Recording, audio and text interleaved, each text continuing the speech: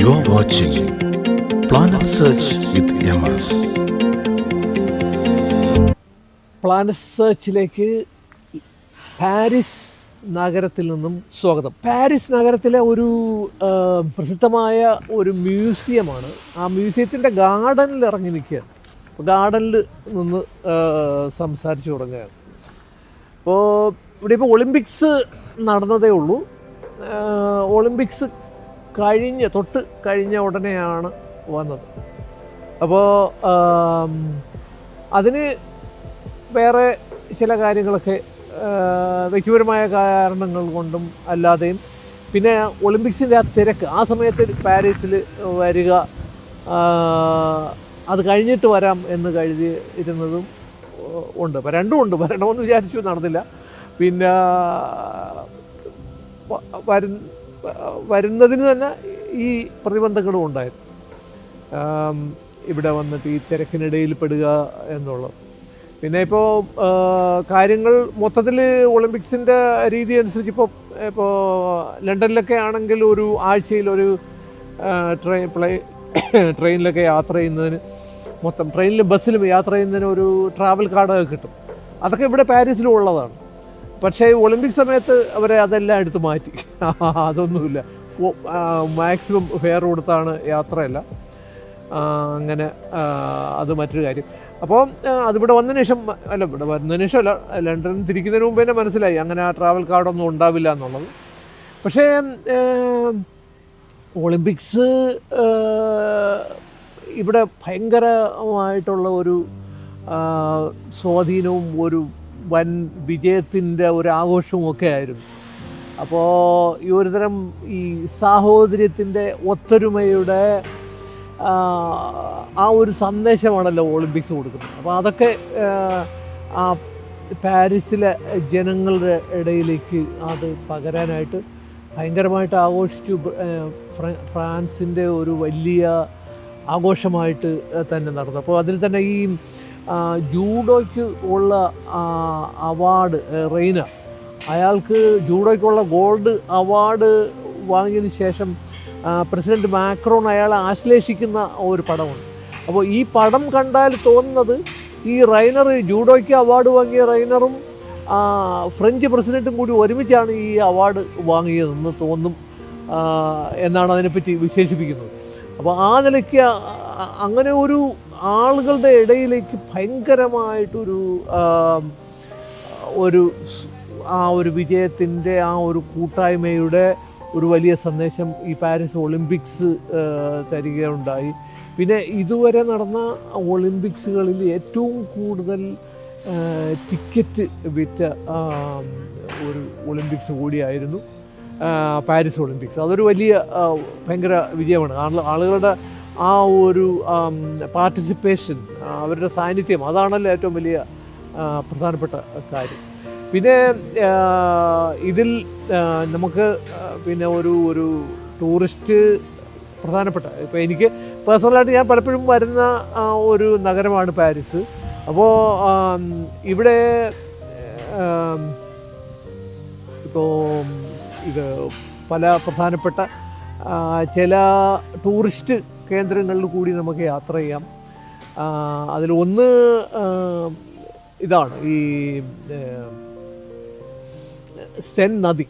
സെൻ നദി എന്ന് പറയുമ്പോൾ ഇംഗ്ലീഷിൽ അതിന് സിയൻ നദി എന്നാണ് പറയുന്നത്, പക്ഷേ ഫ്രഞ്ചുകാർ പറയുന്ന സെൻ നദി എന്നാണ്. അപ്പോൾ നമുക്കെന്തായാലും ഫ്രഞ്ചുകാർ പറയുന്ന ആ പേര് തന്നെ സ്വീകരിക്കാം. അപ്പോൾ സെൻ നദിയിലൂടെ ഉള്ളൊരു യാത്ര അതിമനോഹരമാണ്. അപ്പോൾ അതിൻ്റെ അത് ഈ നദിക്കരയിൽ, നദീതീരത്തുള്ള കെട്ടിടങ്ങളുടെ ഒരു ആർക്കിടെക്ചറിൻ്റെ ഭംഗി, അതൊക്കെ അപാരമാണ്. പിന്നെ ഐഫൽ ടവർ എന്നും അതും ഇംഗ്ലീഷുകാർ പറയുന്നതാണ് കേട്ടോ. അതും എഫൽ ടവർ എന്നാണ് ഇവിടെ ഫ്രഞ്ചുകാർ പറയുന്നത്. അപ്പോൾ ഈ എഫൽ ടവർ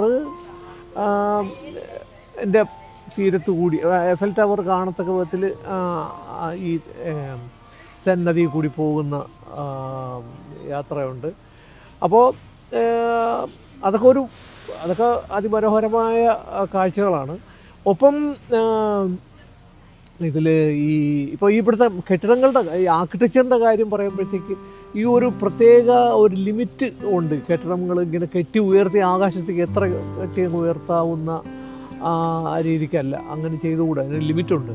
അപ്പോൾ അതിന് മറ്റൊരു കാര്യം, ഇപ്പോൾ ലണ്ടനിലേതാണെങ്കിൽ ലണ്ടനിൽ ഈ പുതിയ കെട്ടിടങ്ങളും പഴയ കെട്ടിടങ്ങളും ഇങ്ങനെ ഇതിൻ്റെ ഇടകലർന്ന് നിൽക്കുന്ന ഒരു രീതി. അപ്പോൾ അത് ഇവിടെ കാണത്തില്ല. ഇതിപ്പോൾ ഒരേ രീതിക്കുള്ള ആ ഒരു പ്രത്യേക ശൈലിയിലുള്ള ആർക്കിടെക്ചർ, ഇവിടുത്തെ കെട്ടിടങ്ങളുടെ ഒരു ഭംഗി, നമുക്ക് ആർക്കിടെക്ചറിൻ്റെ ഒരു ഭംഗി കാണാൻ ആസ്വദിക്കാൻ അത് ഇങ്ങനെ വളരെ മനോഹരമായിട്ട് അതാണ് എനിക്ക് ഒരു പക്ഷേ ഈ ഞാൻ കണ്ട പല സിറ്റികളിലും, ലോകപ്രസിദ്ധമായിട്ടുള്ള പല സിറ്റികളിലും എന്നെ ഏറ്റവും കൂടുതൽ ആകർഷിക്കുന്ന ഈ ഫ്രഞ്ച് സിറ്റിയുടെ ഈ ആർക്കിടെക്ചറാണ്. അപ്പോൾ അതിൻ്റെ ഒരു ഏറ്റവും മനോഹരമായ കാഴ്ച നമുക്ക് ഈ സെൻ നദിയിലൂടെ ഉള്ള ഈ യാത്രയിൽ നിന്ന് കിട്ടും. അപ്പോൾ അത് നമുക്കിവിടെ കാണാം, ഈ യാത്രയിലൂടെ നമുക്കിവിടെ ആസ്വദിക്കാൻ പറ്റും. അപ്പോൾ അങ്ങനെ ഒരു പാരീസ് യാത്ര എന്നുള്ള കുറച്ച് കാഴ്ചകൾ, അനുഭവങ്ങൾ പങ്കിടുകയാണ് ഇവിടെ. അപ്പോൾ പ്ലാനറ്റ് സെർച്ചിൻ്റെ അപ്പോൾ അതിന് മുമ്പായിട്ട് ഇവിടെ ഒരു രാഷ്ട്രീയ കാര്യങ്ങളും കൂടി ചെറുതായിട്ടൊന്ന് പറയാം. ഇപ്പോൾ ഫ്രാൻസിൽ തിരഞ്ഞെടുപ്പ് നടന്നു. അപ്പോൾ യഥാർത്ഥ ജൂലൈയിൽ നടന്ന തിരഞ്ഞെടുപ്പാണ്, ഇപ്പോൾ ഓഗസ്റ്റായി.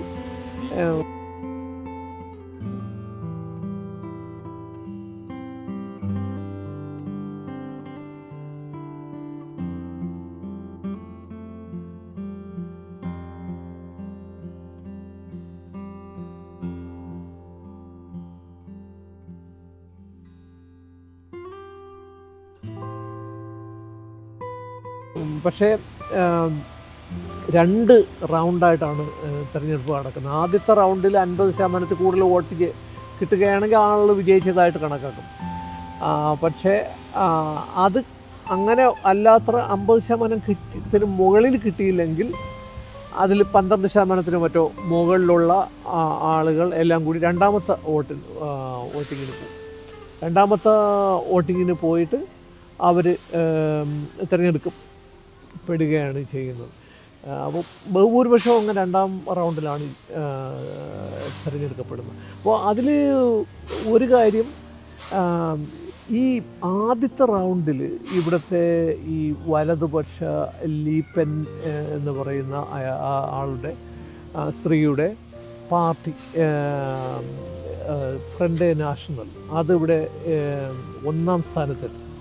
അതേസമയം അത് 2ാം റൗണ്ടിൽ വന്നപ്പോൾ അത് കംപ്ലീറ്റ് മാറ്റി മറിക്കുകയുണ്ടായി. അതായത് ഇവിടുത്തെ കമ്മ്യൂണിസ്റ്റ് പാർട്ടികളും ഗ്രീൻ പാർട്ടികളും അതുപോലുള്ള ഇടതുപക്ഷ പാർട്ടികളെല്ലാം കൂടി ഒരു ഐക്യമുന്നണിയുണ്ട്.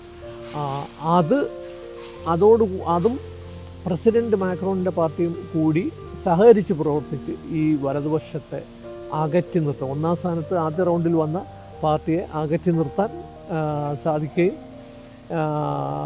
അവരെ 3ാം സ്ഥാനത്തേക്ക് തള്ളുകയും ചെയ്തു.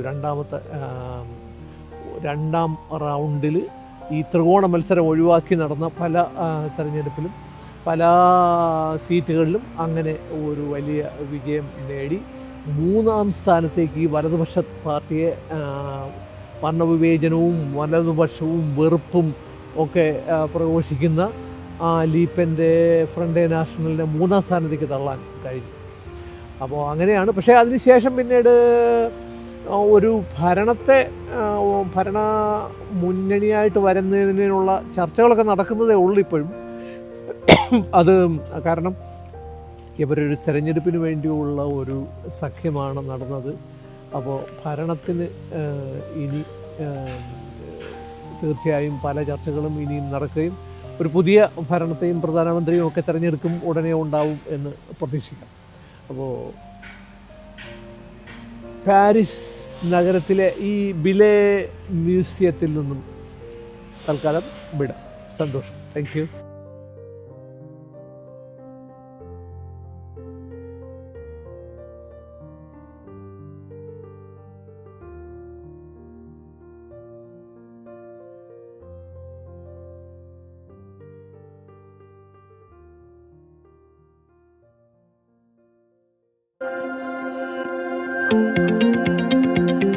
You're watching Planet Search with MS.